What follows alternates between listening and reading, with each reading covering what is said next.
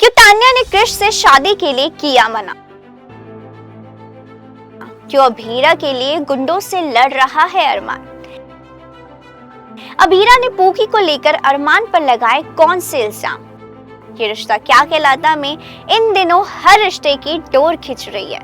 कहीं भरोसे की कसौटी है तो कहीं पुराने जख्मों की टीस। अरमान और अभीरा के बीच की खामोशी अब तूफान का रूप लेने जा रही है। प्यार, गलतफहमियां और कुछ अधूरे जवाब। शो की कहानी इस वक्त सबसे दिलचस्प मोड़ पर पहुंच चुकी है।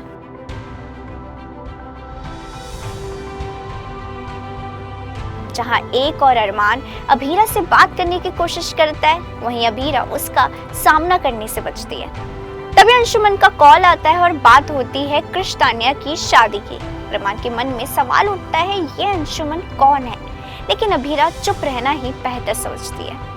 जल्द ही अरमान घर छोड़ने की तैयारी में है, लेकिन सवाल ये है कि क्या अभीरा उसे जाने देगी?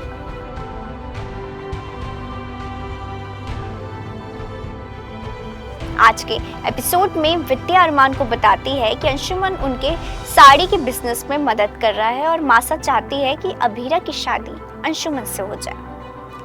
अरमान ये सुनकर बधाई देने पहुंचता है, लेकिन अभीरा उसे चमक कर सुना देती है, तुम होते कौन हो मेरी जिंदगी पर कमेंट करने वाले? गीतांजलि से शादी करने जा रहे अरमान को अभीरा का ये तीखा जवाब चुप करा देता है। और जब वो पूकी को भुलाकर मायरा को अपनाने की बात सुनता है तो खुद को माफ नहीं कर पाता।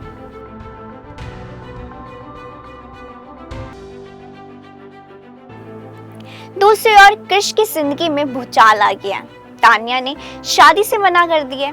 अंशुमन से फोन पर शिकायत करती है और बताती है कि कृष का बिहेवियर बहुत गंदा था। इससे पहले कि अंशुमन कुछ करता, काजल दोनों का पैचअप करवा देती है। अब कृष काजल से मदद मांगता है, क्योंकि अगर तान्या से शादी नहीं हुई तो उसका करियर खतरे में पड़ जाएगा।